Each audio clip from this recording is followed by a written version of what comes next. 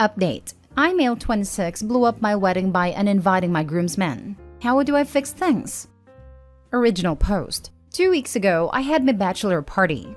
I was very hesitant about having one in the first place, mainly because I don't like the connotation/expectations behind a traditional bachelor party. My best man and all my groomsmen knew this. We've known each other for a very long time, since childhood, and we're all super close. My groomsmen are male 28, male 28, male 29, best man is male 25. Before I met my fiancé, I was not a good person. I manipulated and used women, physically and emotionally, all the time, and thought it was cool/fun. This was partly because of my then unresolved trauma from women in my childhood. When I graduated from college, I started taking care of myself, physically, emotionally, and most importantly, mentally.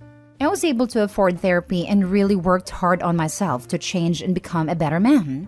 My best man knew about this and has followed my journey and has been generally very supportive.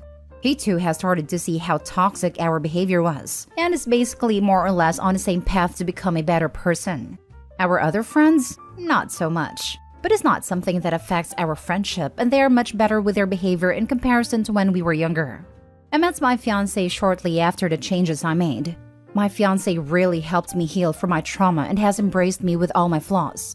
I feel so loved and cared for, and she's the one I want to spend the rest of my life with. Not to mention that her family has welcomed me since day one. I've opened up to her about everything, so she knows about my past, and she's well aware of my friend group and how they are. She ended up actually encouraging me to have a bachelor party so I wouldn't miss out on a once-in-a-lifetime experience. I told the boys I didn't want anything to do with strippers or strip clubs or any variation of undressed girls. They agreed. We went to a hotel with a casino and gambled for most of the afternoon. In the evening, we went back to our room and drank some more, and by the time it was 8/9 p.m., I was completely wasted. This is where things took a turn for the worse. My groomsmen were talking to a group of girls when we were gambling in the afternoon who were doing a bachelorette party. They invited them to our room, and they showed up at 9. So when they showed up, things got crazy. We all went to a club, at which point I pretty much blacked out. I remember telling my best man to take me back, and that I didn't feel good about being this drunk at a club, but he just sort of shrugged and laughed it off.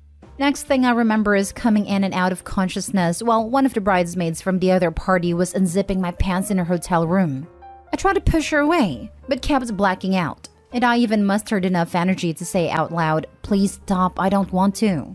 She kept going, and I ended up finishing. When I woke up the next morning, I was back in our hotel room.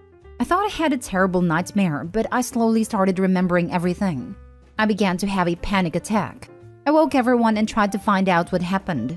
My groomsmen were being extremely dismissive and not taking it seriously, but I pressed, until one of them admitted that they thought it would be funny to convince one of the bridesmaids to take me back to her room and give me one more night of fun before I become trapped. I lost it and freaked out. I left without them and have been staying with my cousin until I figure out what to do next. I called my fiancé and told her that I need to postpone the wedding. I need time to think. Now the boys and my fiancé have been blowing up my phone. I've only been responding to my fiancé and reassuring her that it's not her, it's something with me. I sent one text 1 week later to my boys' group chat telling them they're all uninvited. I obviously told my fiancé about this but didn't explain why. She, her family, and all the relatives of my friends have been calling me a complete a-hole and blowing up my phone nonstop about the issue. The only people that know what happened are me, the boys, and my cousin. I don't have any other family, and my best man said he had no idea what they were up to and feels awful for not being there to stop/protect me. I feel so lost. I haven't slept for days. I can't eat. I can't think. I can't breathe. I can't even look my fiancé in the face. I keep making excuses about why I'm staying with my cousin, and the "I'm working through something" response is wearing thin. I feel sick every time I text her because I cheated. Even though I didn't want it, I finished, and I feel like a horrible person. It feels like I regressed, and with my history, I can't trust myself anymore, and how can I expect my fiancé to? Now for the top advice before reading the updates. You didn't cheat. You were forced upon.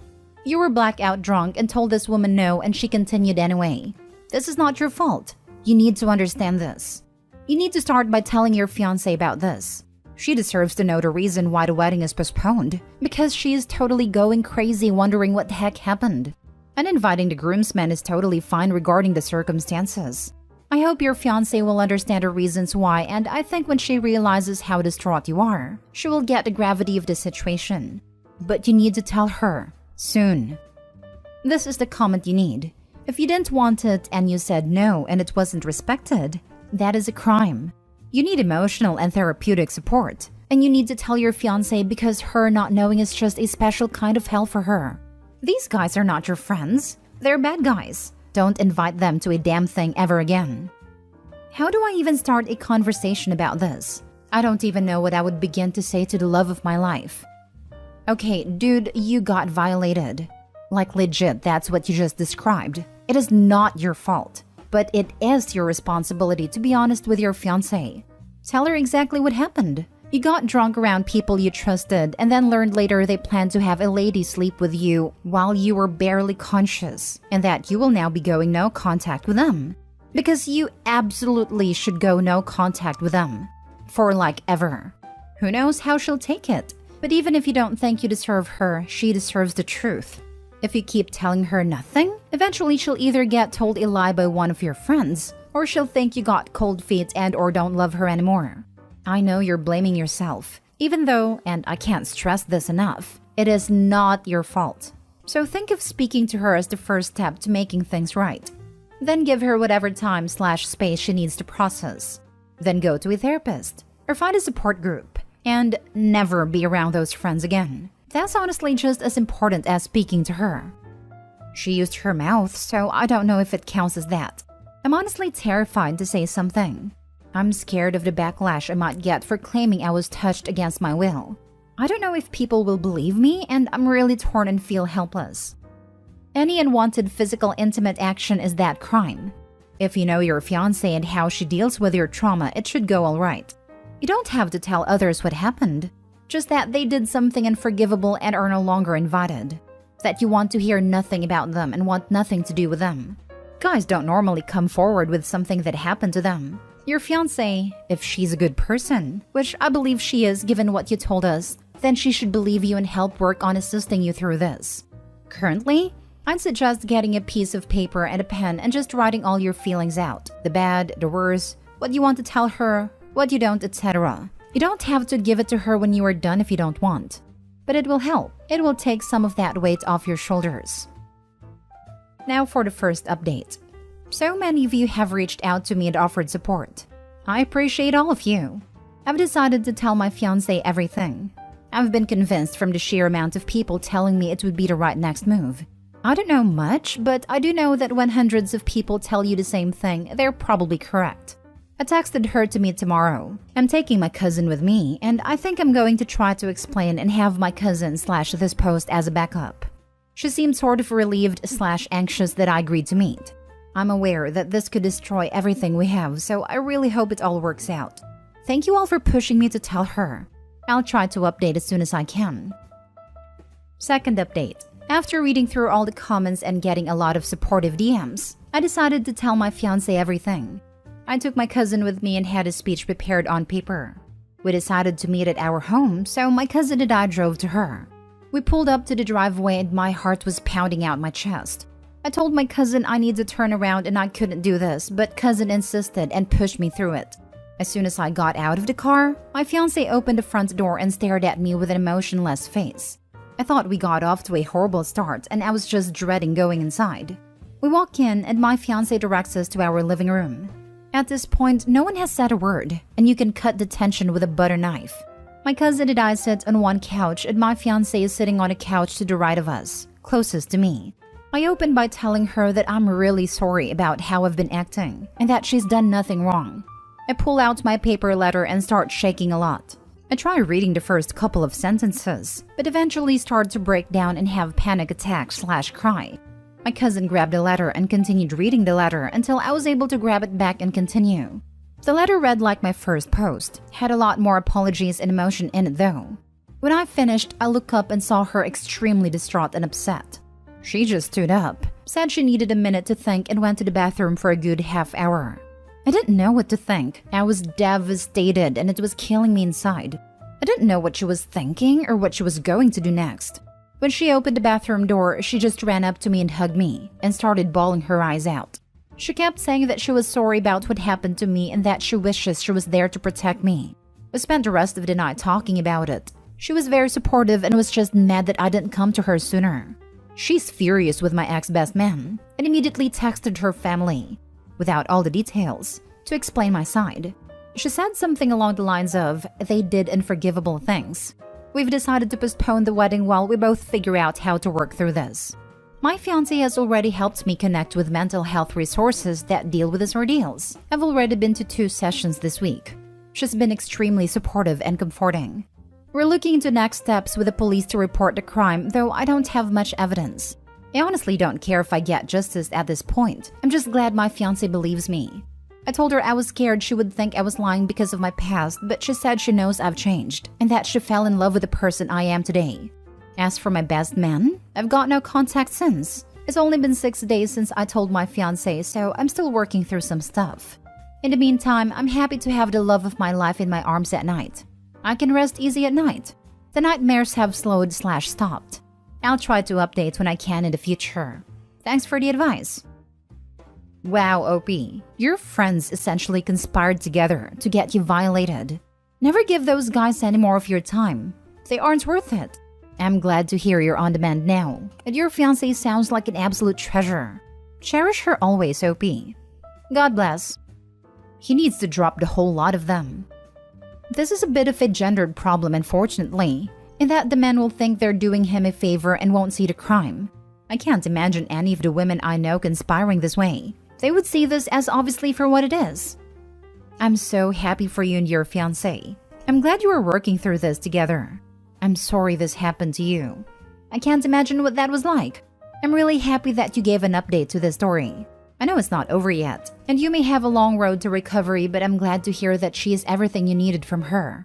Really relieved this didn't turn out worse than it needed to be, even though it's so terrible what happened to you.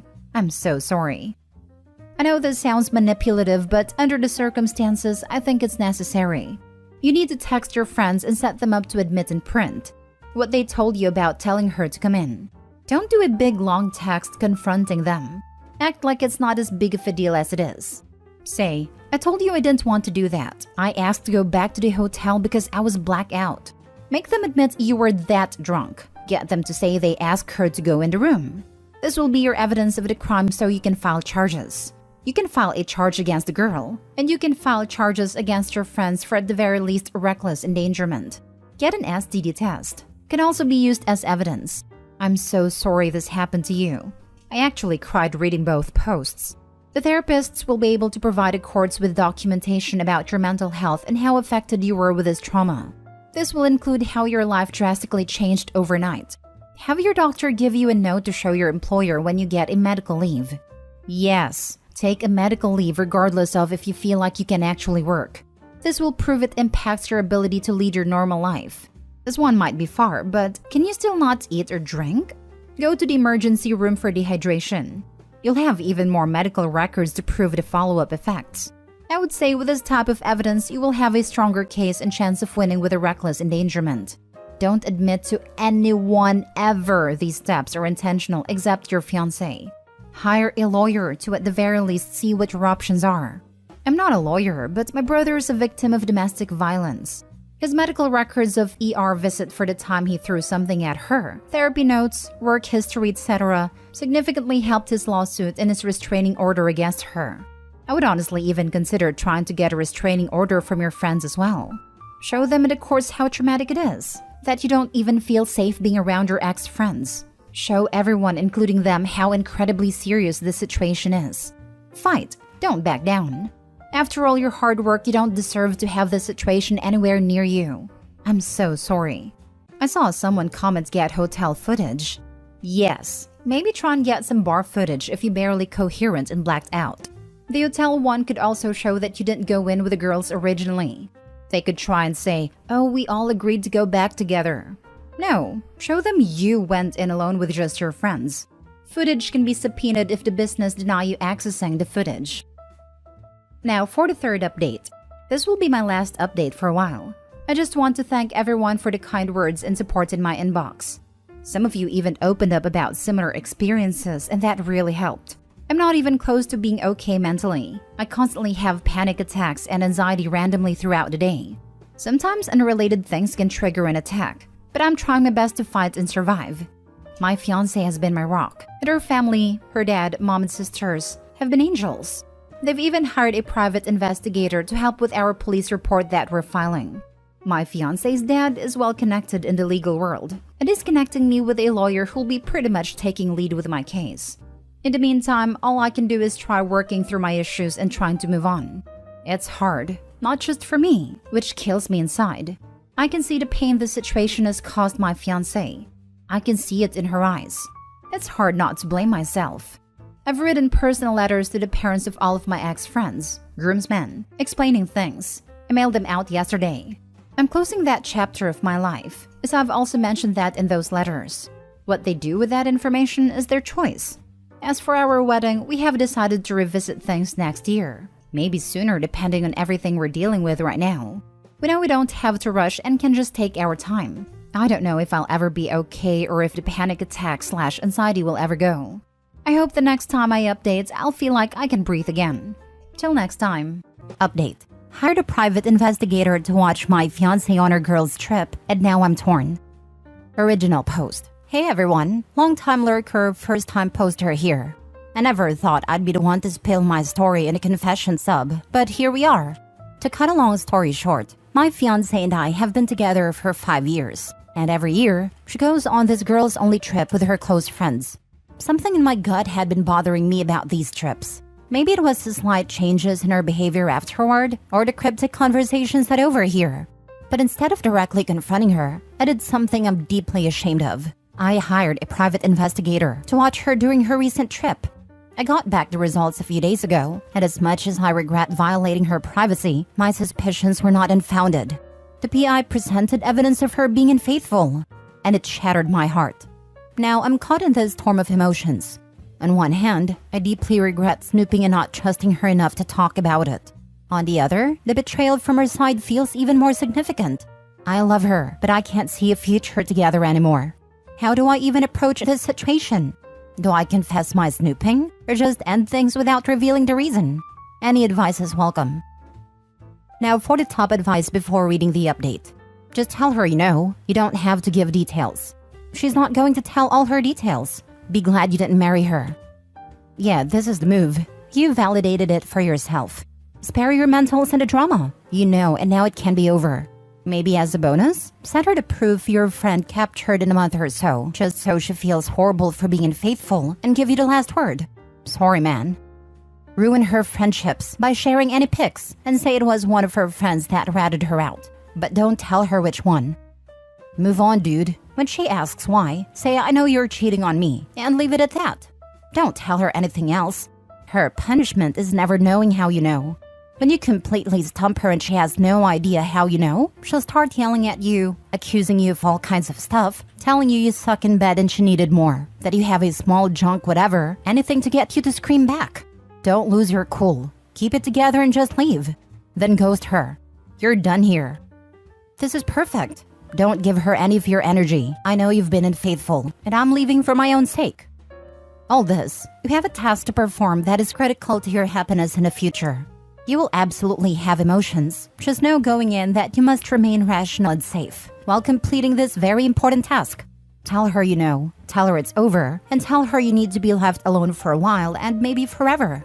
You may want to avoid having to coordinate for personal items later, so gather your things that you can't live without. Good luck. Stay focused. You do got this. I would definitely just go with an I know it happened and maybe one undeniable detail and give her enough rope to hang herself. I'd also let the partners of the other women on this trip know what they've been getting up to. At the very least, there is open collusion and infidelity going on.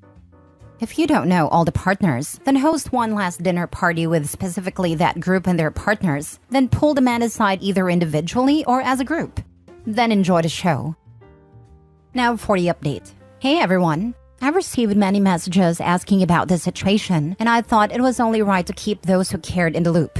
When my fiancée returned from her trip, I tried my best to handle things maturely. I gave her a chance to be honest, asking if there was anything she wanted to share about her trip. Instead of coming clean, she gaslit me, making me question my own perceptions and reality.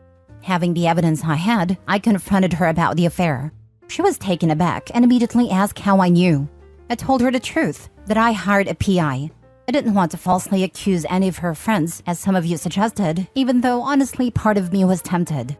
She was furious. I've never seen her that angry in all our years together. Additionally, feeling it was the right thing to do, I shared the evidence with one of her friend's boyfriends, so he could be informed and consider getting tested if necessary. It was clear to both of us that our relationship had reached a breaking point. We broke up right then. Despite it being my house that I've financially covered for us, I left and checked into a hotel, giving her space and asking her to pack her things and move out. We didn't communicate for a few days. When she finally reached out, she expressed a desire to talk and perhaps find a way to mend things. But the trust was broken and I couldn't see a future for us, so I told her no. And now, the part I didn't see coming, she's considering pursuing palimony payments. For those unaware, palimony is financially support provided to a partner in a non-marital relationship after a separation. I've been informed that due to the relationship laws in our state, this could very well be a real concern. I've initiated a process of hiring a lawyer. During our relationship, I got the majority of the financial responsibilities, including the mortgage. We had an unspoken understanding. My money's our money, her money's her money, due to our significant income differential. I never thought that my generosity would come back to haunt me. There it is, the updates many of you ask for. I wish I had a happier conclusion to this chapter, but life has its twists and turns. It seems she might have the upper hand in this final act, but I'm hoping for a fair resolution. Thank you for the support and advice. It has really meant a lot. I hope that the palimony does not materialize. It may not feel like it, but it's better to know now rather than a few years, and kids potentially down the road. Good luck to you. I can't imagine there being much of a case since she cheated. That's typically checkmate in these things. Eddie has the proof. I hope he wins, then countersues her for his legal fees. To hell with this useless little scrubber. Actually, now that you mentioned countersuing for legal fees, I hope he might just tell her that directly. It might call her off her absurd witch hunt for money. If she has nothing to lose and everything to gain, why not go for it? Sometimes certain lawyers will even agree to work on the case for free if they feel they can win it and only get paid when they win. If OP tells her he'll be countersuing for legal fees and that a significantly higher salary has afforded him a very expensive lawyer, suddenly there's a financial punishment if she loses. It might get her to drop the whole thing before it even starts. Good luck, OP, and as far as her guilt goes, don't let yourself feel it. You don't deserve to feel guilty at all. I may catch some crap for this, but I've always said the ends justify the means when it comes to cheating and relationships. I too have found myself doing unethical things in order to confirm infidelity. I would have felt a little bad if she had come up clean, but sure enough, she came up dirtier than that pair of undies in high school gym class that sat all year in that one locker no one used. I was completely justified in my actions. If I hadn't taken matters into my own hands, right now I'd be married to a no-good rotten cheater. I don't care what anyone says. Anything is better than being innocently tricked into that situation. I agree. The normal rules go out the window if your gut feel turns out to be right. Then you should feel no shame, and you should thank your lucky stars that you found out in time. Not a lawyer, but I thought alimony was pretty much void if one partner isn't faithful, so it seems like this should be even more clear-cut for palimony. Hope that's the way it works out for you. Not true. I live in a no-fault state. I know someone paying huge alimony to his cheating ex-wife who left him for another guy. But she's not his wife, and she is working, not a stay-at-home wife. His house, so he is paying the mortgage for his property. It doesn't imply him to agree to support her, but he should absolutely follow his lawyer's advice and stop talking to her. Frankly, I would ask the lawyer if exposing her cheating will not hurt his case. I would blast her and her friends online.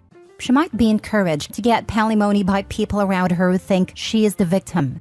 When her cheating becomes public knowledge, they will stop encouraging her, and she will look like POS in their eyes going for the money of the guy she wronged. It might damage her reputation a lot, and she might back off on the money. Next story. Am I the a-hole for telling my ex-wife not everyone is a self-centered witch like her? I, 45 male, was married to my ex-wife, Kelly, 45, for 15 years. We have 2 children together, ages 16 and 10. We divorced 7 years ago. She left because I lost my leg. 15 years went down the drain because I was in a car crash. I was the main provider and we had a toddler at home that she couldn't care for us both. I'm not here to bash her on that. That's just the backstory. I'm now married to my wife of 2 years, Shay, 32. We are expecting our first child together, and she helps me raise my two since I get them every other week. She's incredible, everything that my ex wasn't. Kelly always makes comments about how the age difference is a red flag and how I should watch out.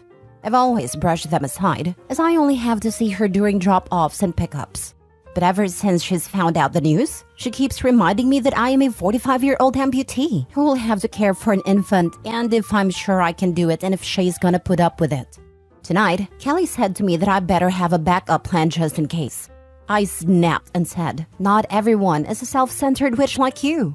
Kelly got mad and brought my kids home. It was supposed to be my week. I called and texted multiple times because I wanted to see my kids.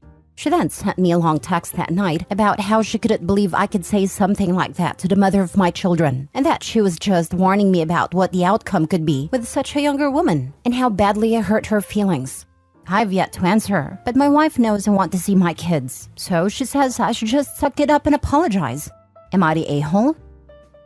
Now for the comments. Not the a-hole. Your ex is not only a self-centered witch, but an incredibly bitter one too. She has no business commenting on your marriage.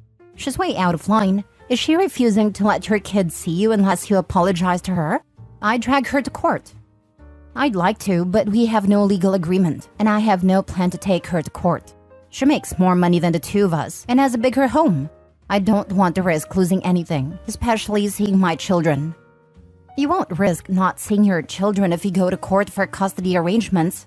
A court-arranged custody arrangement will prevent your ex from using your children as a weapon to beat you with. Go to court and get yourself a formal custody arrangement. My son's father and I split when our son was less than a year old, and even with it being amicable, we got a custody agreement in case one of us ever went nuts. Best decision we ever made, and it prevented a lot of arguments.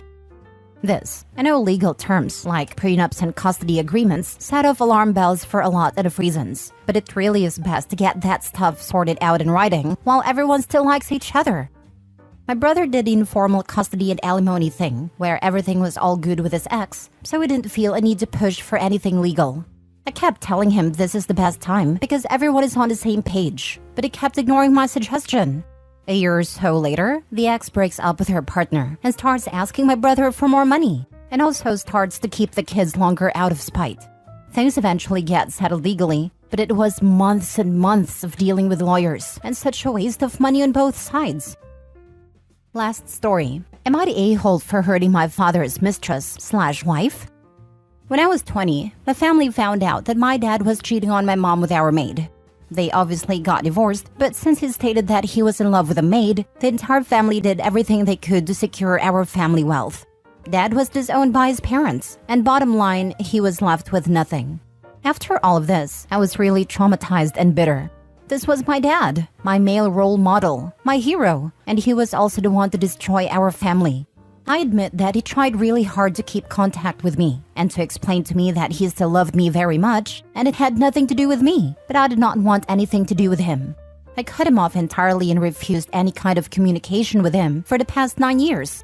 Back then, I told him that he was dead to me, and for his sake, he should consider the same. Pretend he did not have a biological daughter anymore, and go play house with his mistress and her bastard daughter. I know he still kept tabs on my life, and each year he would send me messages on Christmas and my birthday, but I never responded. 6 months ago, I had a bad accident. I was driving home when a drunk driver hit me full force. The doctors let my family know that the injuries that I sustained were really bad, and that they were doing everything in their power to save my life, but they should be prepared for everything.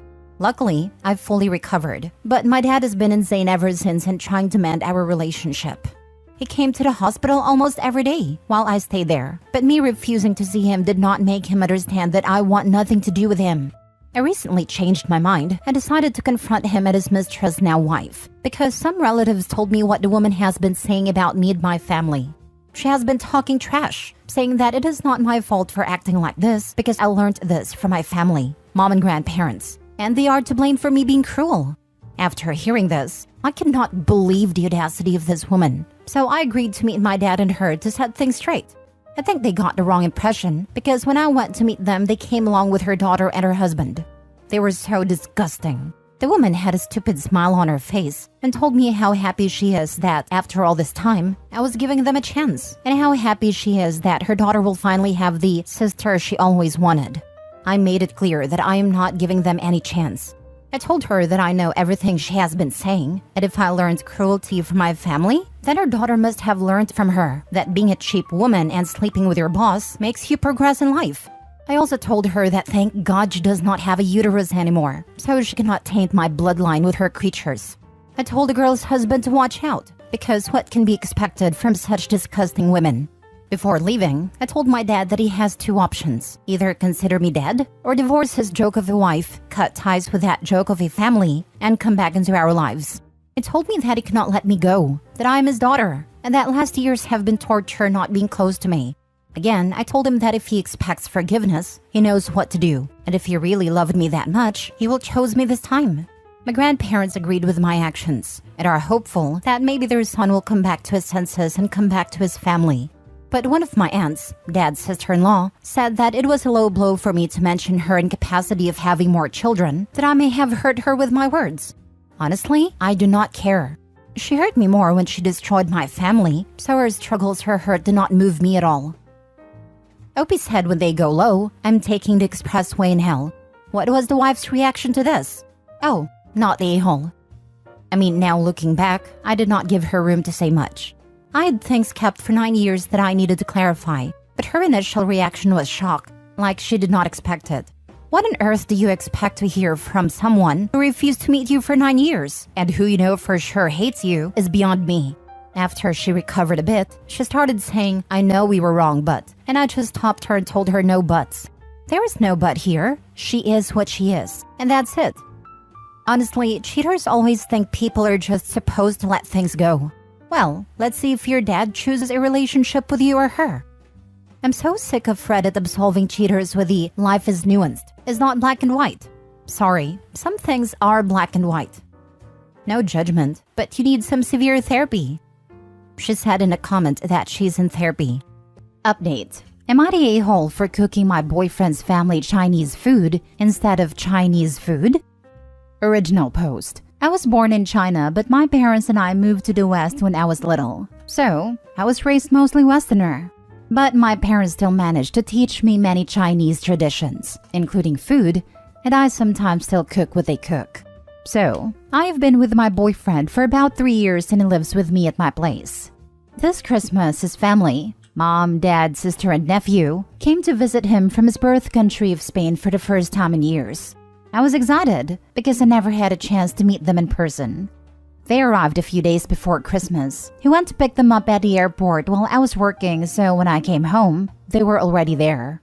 The meeting didn't go well as I would wish, because the little nephew, as soon as he saw me, started doing the eye-stretching thing. He was immediately reprimanded by his mom and grandparents, but the following days he made a lot of racist jokes in Spanish like, what do you call someone who doesn't take a shower in Chinese? Shin shan poo. And he was barely reprimanded for that. Besides that, Christmas went great, and the next day we woke up very late. The nephew started saying that he wanted Chinese food for lunch, so my boyfriend's parents asked me if I could make it. I said sure, I was glad to do it. I cooked something my parents would do in a special occasion like these and served the table in a very traditional way, with chopsticks and everything. Then I called everybody to the table and instantly saw their disappointed faces. The nephew said, "What's this?" To which I said, "Chinese food." He grunted and said, "No, it's not," and started to throw a fit. His mom calmed him down, then boyfriend's parents told me, "This isn't what we were expecting." So I asked, "What did you expect?" And they replied, "You know, something like what they serve at restaurants." I tried to explain to them that this is something actual Chinese people eat, but wouldn't listen. They dressed up and went outside to eat at a restaurant. My boyfriend stayed at home, but then called me stupid. He said, "You knew exactly what they meant by Chinese food. I'm trying to make you look good in front of them, but you're not helping me by playing dumb." I asked him to explain himself better, but he just shouted, "When people say Chinese food, the last thing they expect is white rice. Get a freaking clue," and locked himself in our bedroom. Since that incident, they started to speak to me as a toddler, over-explaining everything they asked me to do, and stopped correcting the nephew's racist behavior. I tried to tell my boyfriend to tell them to stop, but he said, "This is your making. Now they think you're brainless." This continued till they left yesterday. My boyfriend and I now barely talk, and I wonder if it's really my fault and I should have known better. Now for the top comments before reading the update. Not a-hole. They're from Spain. If you ask them for food from their country, and then afterwards was like, "No, I want the type of stuff you'd get from Taco Bell," they'd lose their mind. Yes, I'm aware Taco Bell isn't Spanish food, but people do understand that racists lump everyone together, right? They would assume Opie's family's Mexican because they ignore every other Spanish-speaking country. They also interchange Spanish and Mexican. They're racist, and so is your boyfriend. And cut the cord and find someone who can appreciate your culture. Edited to add, he might not be the full-blown cartoon villain awful, but he does have some of it in him. His nephew was making awful behavior, and you didn't correct him. He belittled you for not making the right kind of Chinese food. Flipping out about serving white rice when it seems pretty standard to have white rice come with Chinese food takeout.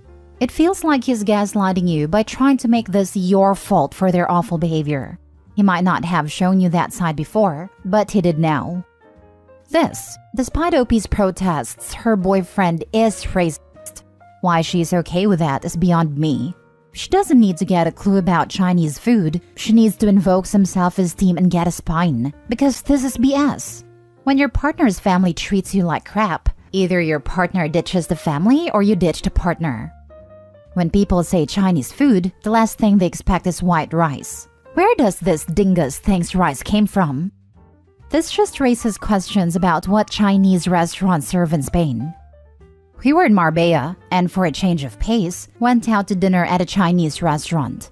Lots of Brits eating there. Noticed that the standard side wasn't rice, but French fries and chips. Never seen that at a Chinese restaurant in America. Not a-hole, but please dump this racist loser and his whole racist family.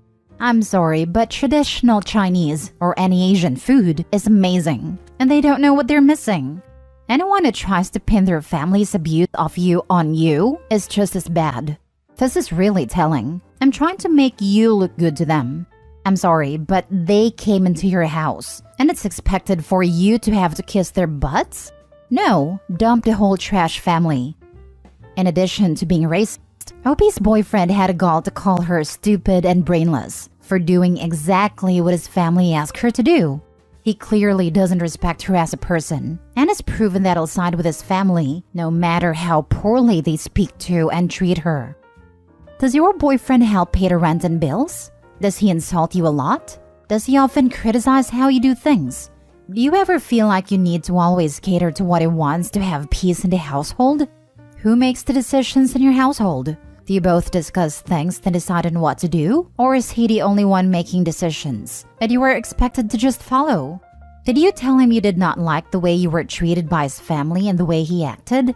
If he still does not realize how wrong he and his relatives were, then that should show you what kind of person he is. I read this and had to go to the bathroom to cry a little. My answer to every single one of those questions might be upsetting for you. I never thought about it, and I'm just speechless right now. Now for the update. Hi, I'm alive. I'm sorry for disappearing for so long. A lot has happened in the last weeks, and sorry if I'm not very detailed. I'm very tired today. For those who already know my story, my boyfriend allowed his family to be racist to me. So after his family left, I tried to break up with him, but he wouldn't let me end a relationship. I tried talking to him, but he would say something along the lines of, "I'm not breaking up with you." I talked to my family about it. They were furious at him, and I had their support, especially my father. I'm so glad that they were by my side. I went to my place with my father to confront my boyfriend and break up once and for all. He didn't take it well, shouted that I can't break up with him, and he won't end a relationship. That's where my dad intervened, and they started fighting. Like fist fighting. My dad ended up being hurt, but he also landed some hits on my boyfriend. I was horrified, crying, screaming, and with no idea of what to do. My boyfriend then grabbed me, got my purse, and threw me out, and my dad followed me. He locked himself in, and we started hearing him breaking stuffs. My keys and phone were in the purse, so I couldn't go back in. So Dad called the police. They arrived like half an hour later. During that entire time, we did hear him breaking stuffs. When the cops finally arrived, tried to talk to him, but he wouldn't respond. So they broke the door, and after another fight, they arrested him. I walked inside my place with another cop and my dad, and everything was destroyed. Everything he could break was broken. From glasses, to plates, to mirrors, to holes in the walls. Every TV, my computer, my phone, coffee maker, etc. Dad pressed charges immediately. I'm terrified, and I'm still terrified. We had a trial and he is in jail now, but I think he might be deported to Spain. I'm not sure. I'm still in therapy and still living with my parents. Some of my stuffs were repaid, but I'm still not ready to come back home. Sometimes I still wake up crying in the middle of the night. I don't know if I regret standing up for myself, or if I will be able to trust people in the future. I might die alone without a husband or children, and that makes me sad.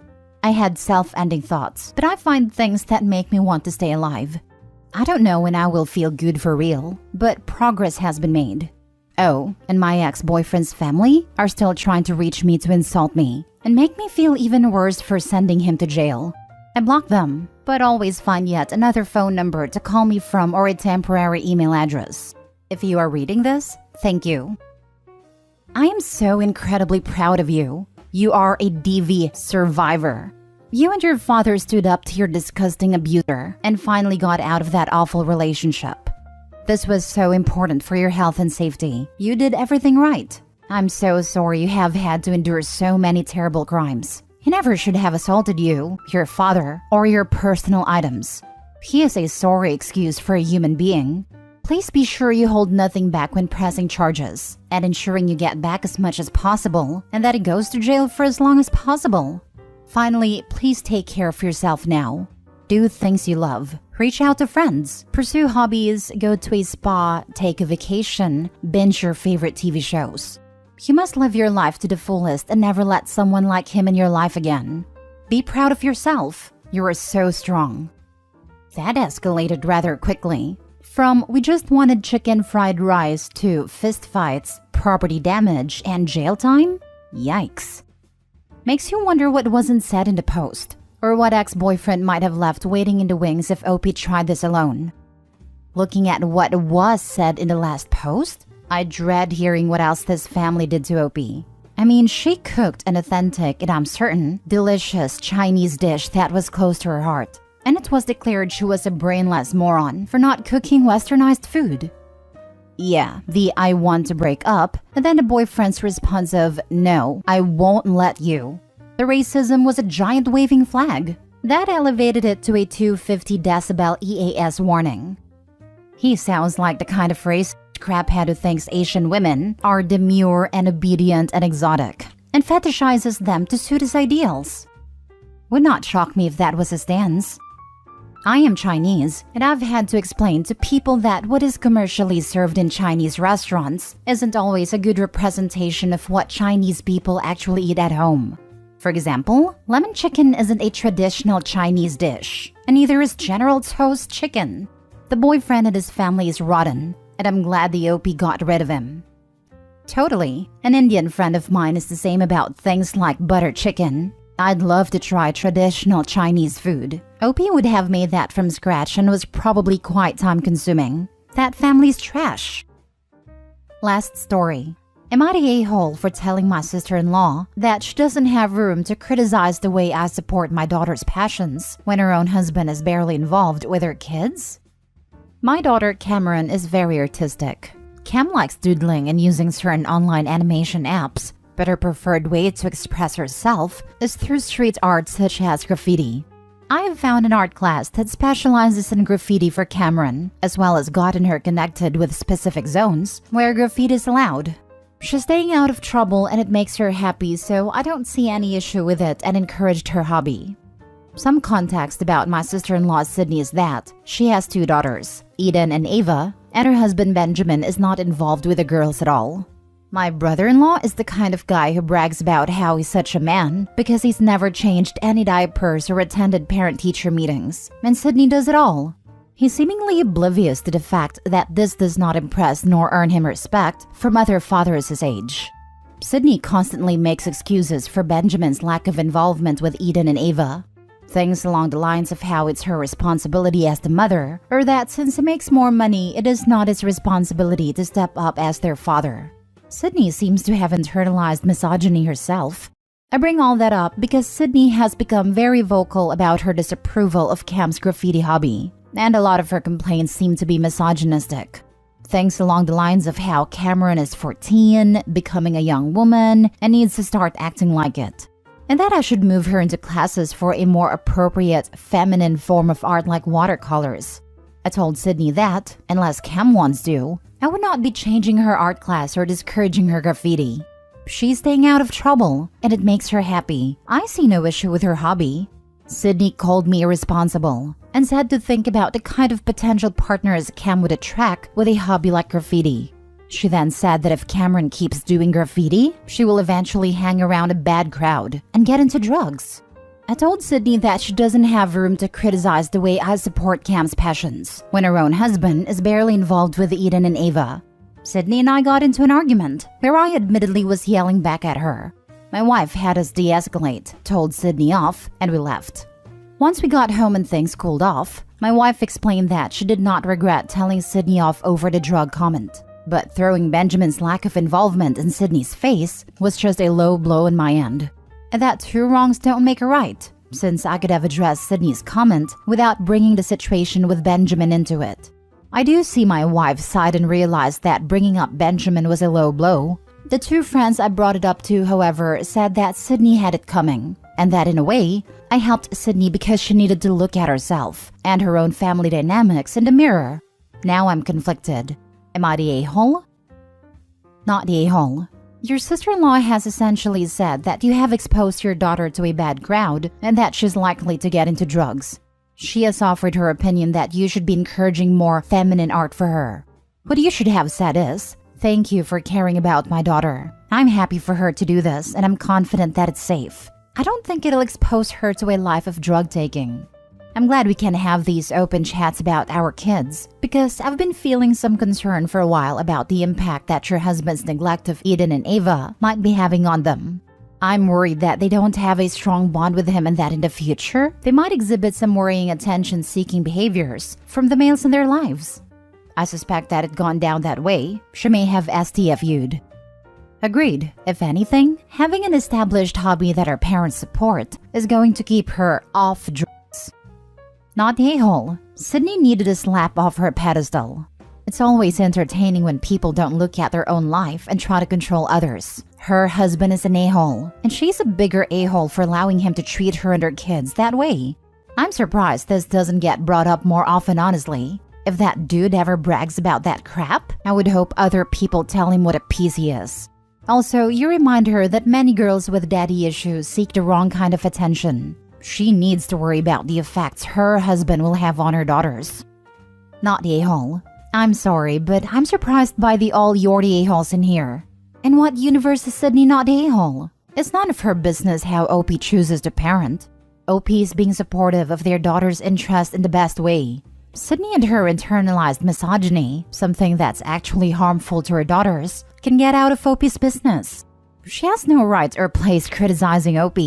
I'm sorry, but if she didn't want OP criticizing her, she shouldn't have done it to OP.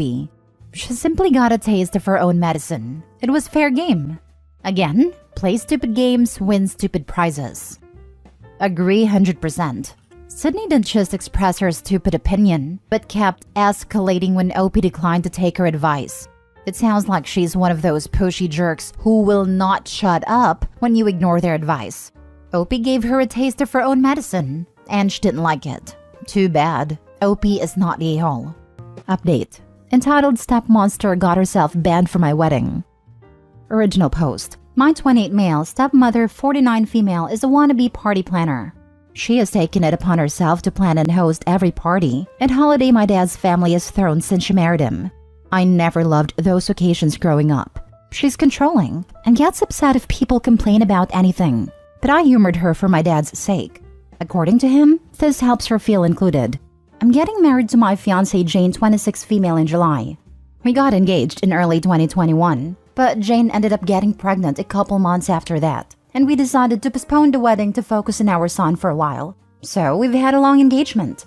My stepmother has tried to hijack our wedding plans from day one, complaining, contacting our planner, showing up unannounced to Jane's dress appointments, etc., and we have repeatedly asked her to stop. Dad wants us to humor her, but she's clearly resentful of the fact that she's not hosting the wedding or being labeled mother of the groom in invitations. Besides our baby boy, we also have Luke, 4 male, Jane's paternal half-brother. She got custody of him a few months into our relationship after his parents died. I ended up moving in with them during the pandemic, and I have been in Luke's life since he was a baby. He doesn't call me dad and refers to us as a sister and his OP, but we love him like a son. Stepmother, though, hates Luke.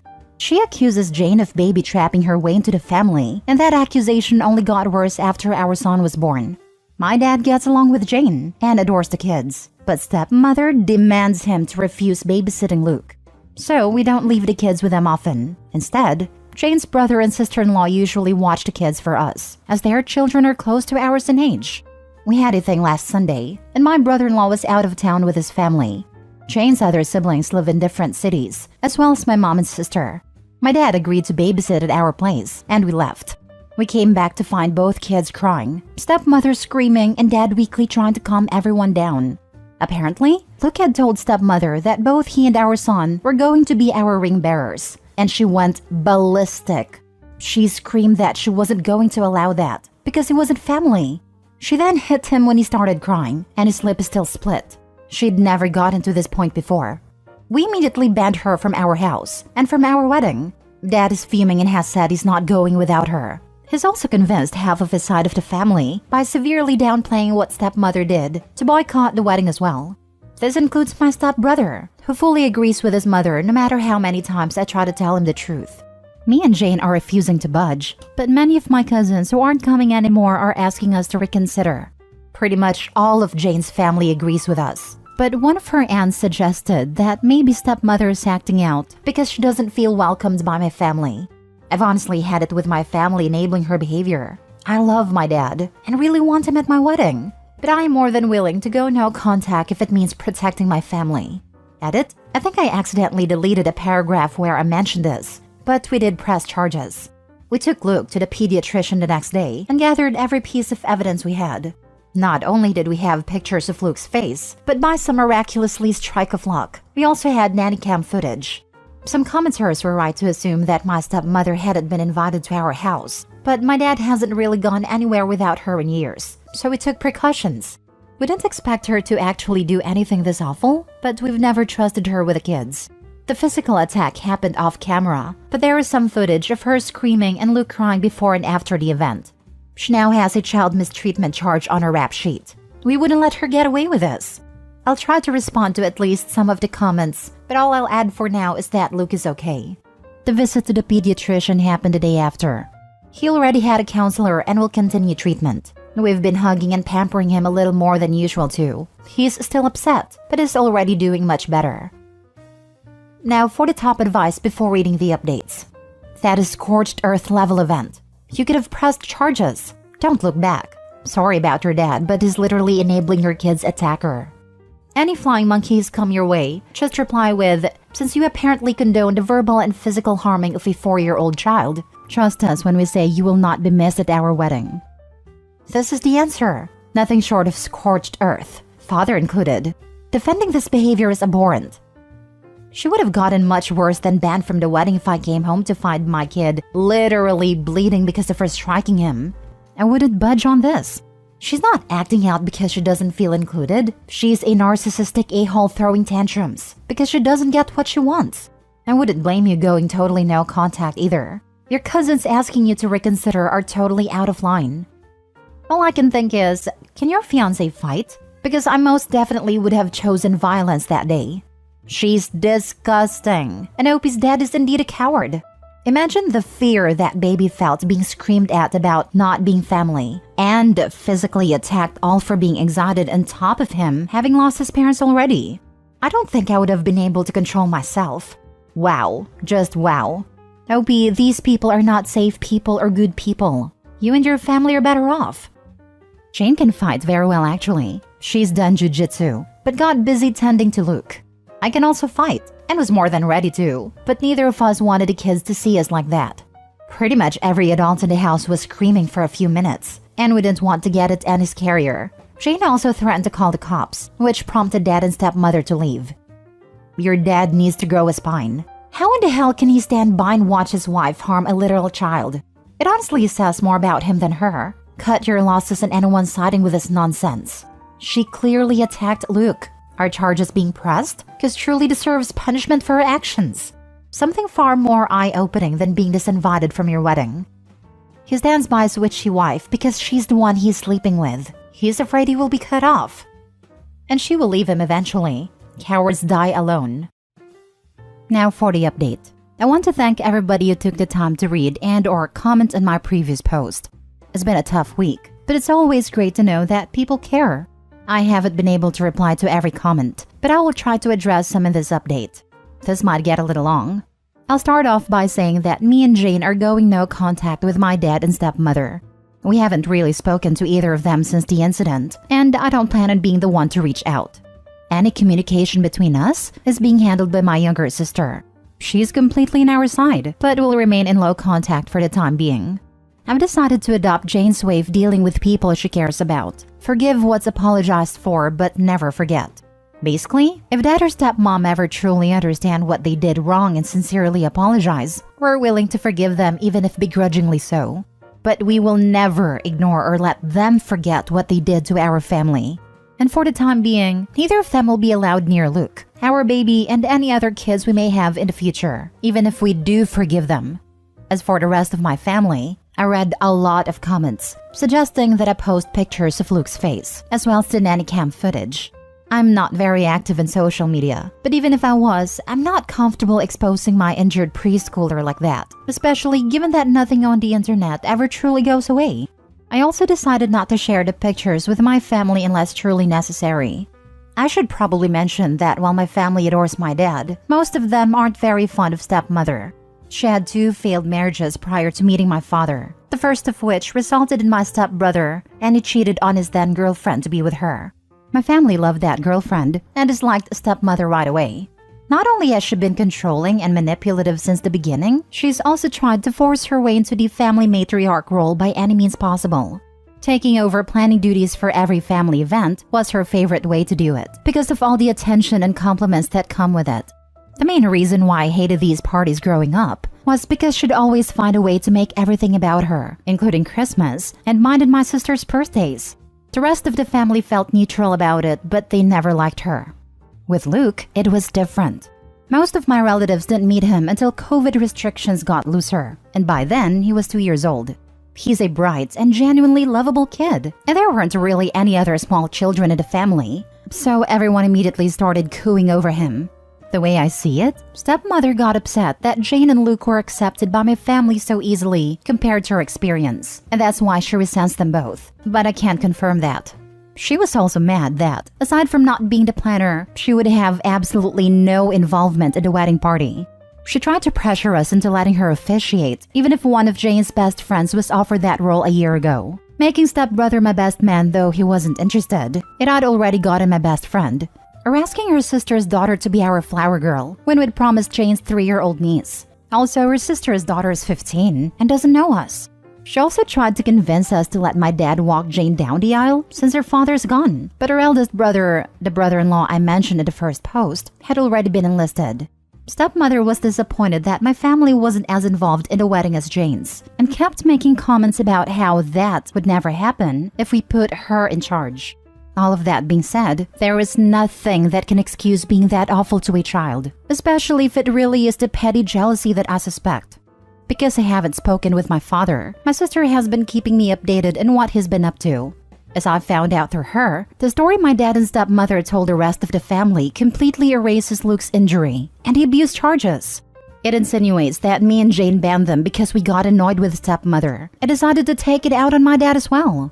Because most people already disliked stepmother, explaining what actually happened that night wasn't hard, and most of the relatives that I actually wanted at the wedding have apologized and are berating my dad as well. The people that didn't believe us, as well as those saying we overreacted, have been told they are not welcome in our home anymore. Those are mostly people from my dad's generation, so I can't say I'm surprised.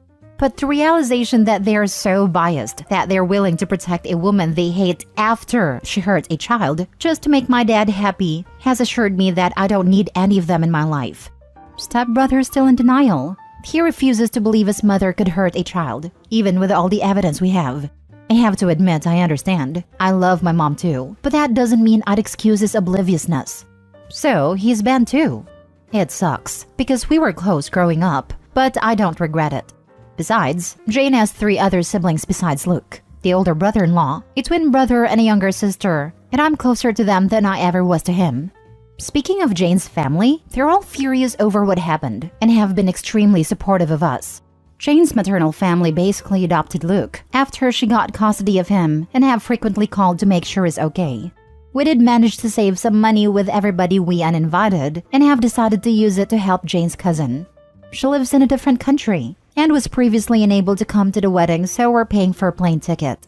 Luke has gotten much better and is almost completely back to being the sunny child he's always been. The split lip was shallow. It's healing slowly but didn't require any stitches. We sat him down a few days ago and explained that my dad and stepmonster wouldn't be around anymore. He really liked my dad, but understands that he and stepmother are attached at the hip. He's clearly scared of her, but we're doing our best to make him feel safe. Me and Jane have reassured him that he is family. We love him and no one will ever change that. I'm not too worried about dad or stepmother trying to show up at the wedding, but we've alerted the venue and given them pictures just in case they try anything. Better safe than sorry. Some people brought attention to the fact that stepmother was a hypocrite for saying Luke isn't family, and I agree for obvious reasons. Her main excuse for pretty much everything she does is that she doesn't feel like my family welcomes her. Dad has been guilting me to take part in everything she plans by reminding us for that as long as I can remember. The way he continues to make excuses for her without realizing this is basically a case of the pot calling the kettle black, except Luke actually is family, is what has made me accept that while I will always love my dad, it's not healthy or safe for me and my family to be around him anymore. It hurts to know my son won't have his only remaining bio-grandfather in his life, but he has 2 amazing step-grandpas to make up for it. For now, I'm sad but satisfied with how things have turned out. I don't like complaining about my life. It's a mess, but a beautiful one. I love my fiancé, I love my kids, and I'm lucky enough to love my job. We're happy, and I'm not letting anyone ruin that. I hope this is my last update on the story, but I'll keep you posted. And again, thank you for all your love and support. Best wishes to all of you. It never ceases to amaze me how disgusting people like Opie's dad and stepmother can be, for absolutely no logical reason. So much stress and drama with no payout. A peaceful life is worth so much more in my opinion. But keeping the entitled child-harming stepmother happy is keeping the peace in their mind. So the father watched her attack a small child, and he's just okay with that? Growing up and realizing that people you love never deserved it sucks. Good for Opie and Jane for standing up for their family and keeping everyone safe. Some people are so afraid of being alone after a certain age that they'll put up with anything. Dude cheated on his current girlfriend to be with his monster. He deserves it, to be honest. Was probably never a good role model anyway. This includes my stepbrother, who fully agrees with his mother no matter how many times I try to tell him the truth. Showing the evidence is not going to sway this. There is no watered-down version that still isn't child mistreatment, and they will defend this. PSA, raise your sons to be self-reliant, so they don't marry someone this evil because you didn't raise them to learn how to heat up a freezer waffles. Now for the last story. Girlfriend 27 female asked me 26 male a hypothetical about spending money and it's raised red flags for me. So I 26 male have been with my girlfriend 27 female for a year and a half now. The other day we were playing Stardew Valley and everything was going well. We share money in the game and she randomly asked, "What would you do if I spent all our money right now?" Being just a game, I said, "Go right ahead." And she asked, "Well, what would you do if I did that in real life?" I asked her to expand on that, and she phrased the question like this. She said, "If we were married, what would you do if I spent all of our money down to $0 and something for the both of us without consulting you first?" I was honest and told her I would probably divorce her, to which she was shocked. She asked if I'd even talked to her about it or tried to reason with her first, and I told her if she would make a massive decision on something that would affect both of us like that, that's not someone I would want to be with. She obviously didn't like that answer, and it's kind of been left how it is. Obviously, this was a hypothetical, but it's honestly kind of raising red flags for me. We don't share any accounts right now, but we have different views on how we see finances. I want to bring it up to her again, but I could use some advice on how to go about that, or on what else I could dive into, because this honestly kind of worries me. Now for the top advice. This is stupid, and she's too old to be playing these childish games. If she's mad, let her be, and tell her you're ready to have an adult conversation when she's ready. If you two were married and she made a unilateral decision to spend all of your money on anything without consulting you, that's a major issue. I don't know if it's divorce-worthy, but I would certainly have completely separate finances after that. Being married takes maturity, and there's nothing mature about blowing all the money, no matter what it's for, without it being a joint decision. You're right to consider this a red flag. I've always hated hypotheticals for this reason. My ex would do them too, and if I didn't answer how she wanted, it would turn into an argument. Yes, to me it seems like a no-brainer that spending all of your money to $0 is something that you wouldn't want to avoid, but I feel she values money differently than I do. She likes to spend, and I like to save. Hypothetical questions regarding finances are actually a good way to gauge if you are on the same page and can help you have adult conversations about what future finances look like.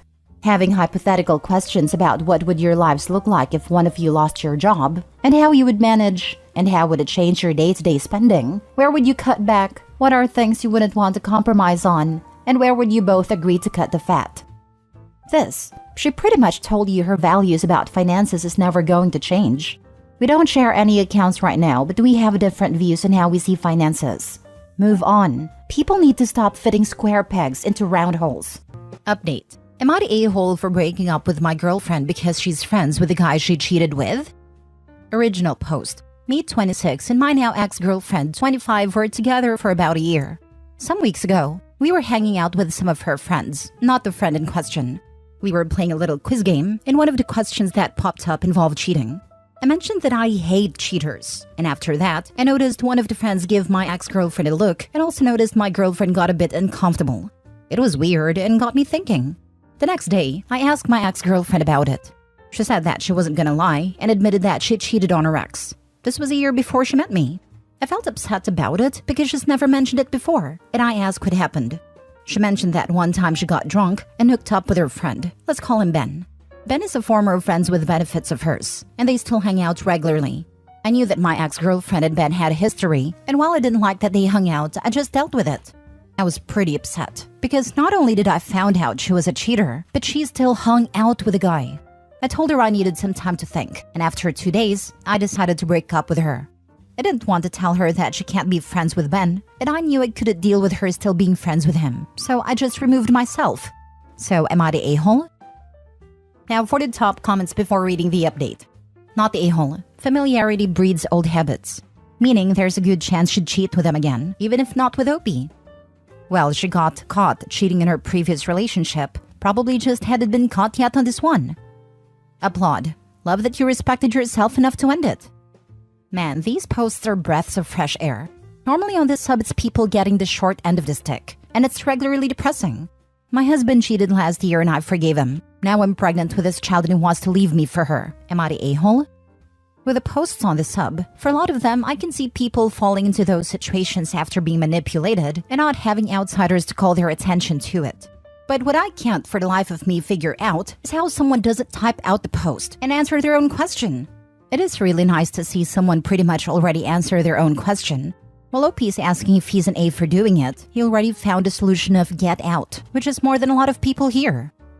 Not the a-hole. She's a cheater and still in contact with the person she has betrayed a previous relationship with. She also lied about this by omission. She is not someone to be taken at her word, or even seriously. I'm gonna get downvoted for this, but it was a year before they even met. A lie by omission? Do you list every mistake you've ever done to your partners? That's some BS, mate. OP is not the a-hole, but the ex didn't do anything wrong to him specifically. He's allowed to be uncomfortable with the situation and see red flags before they occur. Because the fact is that, if she's maintaining that friendship, it's possible she might do some bad stuff if she gets wasted again. However, she didn't do anything to Opie. Do you list every mistake you've ever done to your partners? Not usually, but if you're keeping what made you mess up in the first place close to you, then yes. Maybe I could have dealt with it if she wasn't friends with Ben, but she was. Nope, he didn't make her mess up. She messed up. Not the a-hole. You have the right to feel uncomfortable with her being friends with Ben. But also, it sounds like you don't trust her. That is why you needed to break up with her. I'm still friends with someone I cheated on an ex with. I have not cheated on my current partner after 14 years. Cheating has roots in not getting what you need from a partner and looking elsewhere. Not justifying, just speaking the truth. But just because a person cheats on one partner does not automatically mean they will cheat again. People can mature, learn, regret, change, and can their needs. Also, people can choose and have a better partner who gives them what they need out of a relationship. Granted, I do know there are people who are serial cheaters, but one incident is not a serial make. Cheating has roots in not getting what you need from a partner and looking elsewhere. Get out of here with that. If you're not getting what you need from a partner, then break up. I hope your current partner never fails to provide what you need. I bet the person you cheated with wouldn't mind though, specifically since you're still in touch. Now for the update. Since so many people took interest last time, I figured I'd update you all. So about a week after I posted my original post, my ex-girlfriend dropped by my place. She said that she wanted to get back together and that it was silly of us to break up over this. I told her that I'm just not comfortable with her friendship with Ben. She said that her cheating with Ben was a mistake, but that was in the past and she's grown. I told her that it doesn't really look like it. She goes out drinking with Ben very often, and you two were hooking up after you and your ex broke up. They were friends with benefits before and after her ex. I told her I'm just not taking a chance to be her next sucker. She then said, "What if I cut off Ben? Can we get back together then?" I was tempted for a second, to be honest. Our relationship seemed great. But I remembered some of the comments I read in my last post, and I asked her, "Have you been sleeping with Ben since we broke up?" I had never seen such a poor poker face. She stumbled her words and said no, and I just gave her a look like, "That's BS." She saw this and said, "I mean, we were broken up." I just put my hands up and said, "Nope." I then asked her to leave. She was really upset. "Have you been sleeping with Ben since we broke up?" I had never seen such a poor poker face. And that, ladies and gentlemen, is the one thing that saved this poor man. If she had kept it in her pants for a couple of weeks, she'd have had him back again. Good God, some people are really their own worst enemies. I'm glad Reddit equipped and prepared him to ask that. My stupid self wouldn't even have considered it. Same, it would only occur to me much later. Damn bruh, hope that D was worth it. Sometimes I feel like there's a certain skill or talent to being this stupid. Two guys break up with her because of this Ben guy. She completely justifies both breakups by immediately going back to sleeping with Ben guy. Then tries to patch up with the second guy to break up with her over Ben guy and her cheating, despite the fact that she already started getting the D from Ben guy again. Being that stupid takes some kind of talent. Too bad she can't convert it into a useful talent. I don't think it's stupidity, but selfishness. Ben is good in bed, but not relationship material for her. So she wants to have her cake and eat it too, using Ben when it's good for her, but also wanting someone else. Likely Ben doesn't want to be in a committed relationship with her, or they'd likely be together if she keeps going back to him. This is what my money's on. She obviously wants a relationship with someone. Ben is most likely the one who doesn't want them to date. Ben, dude, why would I date a cheater? Do you list every mistake you've ever done to your partners? God, I hate how cheating is considered a mistake. Checking out at the grocery store without grabbing the milk is a mistake. Forgetting to charge your phone before a long day is a mistake. Cheating, continuing to bang the affair partner, maintaining a friendship with the affair partner while in a new relationship, and lying by omission about all of the above until directly questioned is not a mistake. OP dodged a nuke. Once I was roasted when I said how I hate that we have same word for buying the wrong milk and sleeping with someone is not your partner in a relationship because both of them are a mistake, bruh. Next story.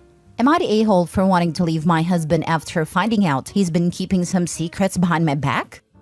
So I, 34 female, have a friend, 33 female from grade school that we reconnected as adults. And last year, 2023, became extremely close, often referring to each other as best friends. At the end of July, we got into a stupid small disagreement. And after about a week of not talking, I noticed that she blocked me and everything. I also noticed that she continued following my husband on Instagram, so I asked him to block her and he said he would. To my knowledge, I assumed that he did.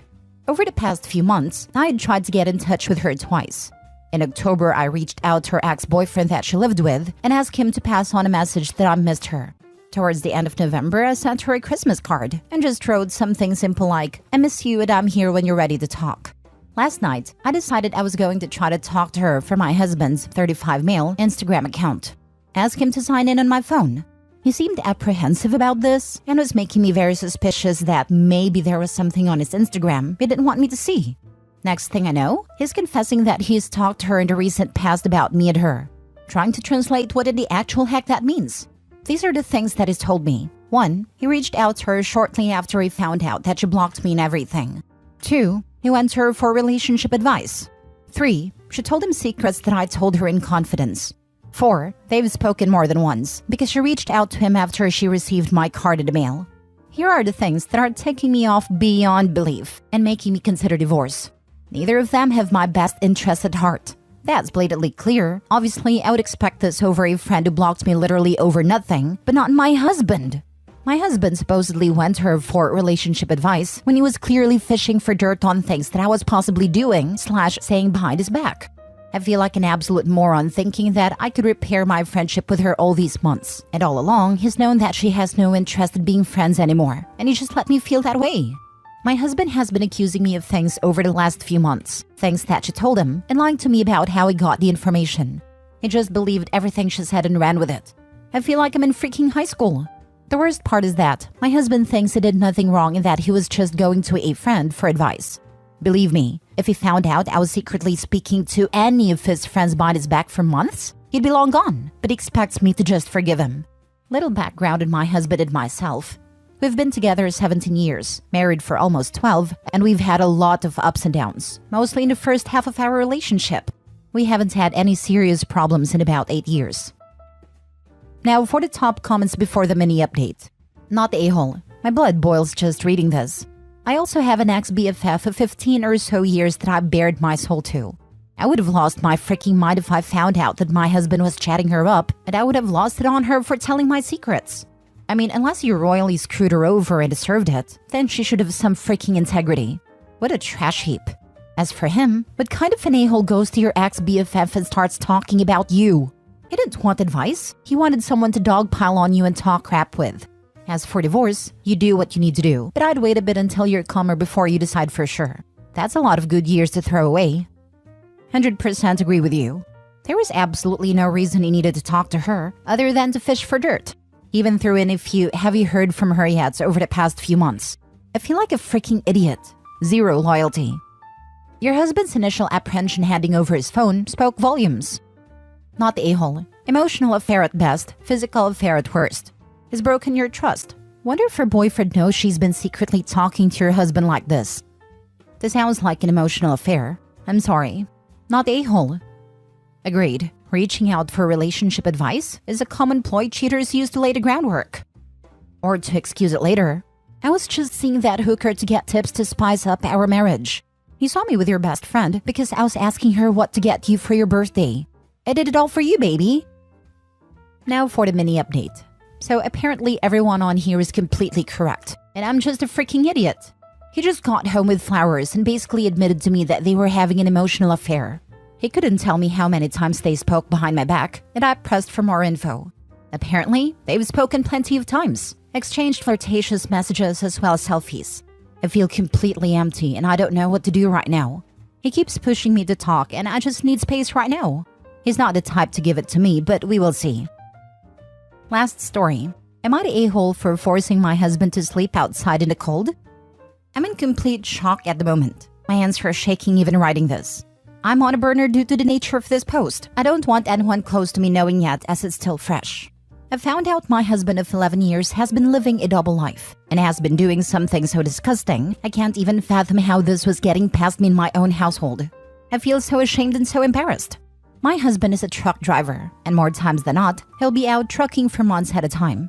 It doesn't have to be, but he reassures me, telling me that it'll help make us more money. I thought nothing of it until recently. I feel so stupid because I didn't put 2 and 2 together that he's been making the same amount of money since he first started trucking. He wasn't out months at a time back then. He hasn't made more money. So where's that extra time went to? Well, I found out from a friend of his who revealed to me that he's not only been cheating on me with several hookers, but he's been running around and having an affair with his friend's daughter. He's been letting her stay in his truck. I have no clue how old she is because the guy was steaming over the phone that I didn't even get a chance to ask about her age. He came home last night and I couldn't even look at him. I was disgusted. I made him pack his stuff and told him to leave. He's been calling and texting nonstop saying he's out in the freezing cold in his truck and he doesn't want to get a hotel because of her. All morning he's been banging at the door and a part of me feels bad because of the weather. I just don't know if I want to let him in. The other part of me just wants to leave him to the wolves and the elements. He keeps saying he wants to be at home because he works hard, he's cold, and he wants to explain. I just feel like there is nothing to explain though. I don't know what to do. I'm freaking out right now. I feel so betrayed. My life is falling apart before my eyes. Words cannot describe the pain I feel. And I know what he did is so wrong, but am I wrong to not let him stay here until I figure out what I'm going to do about him?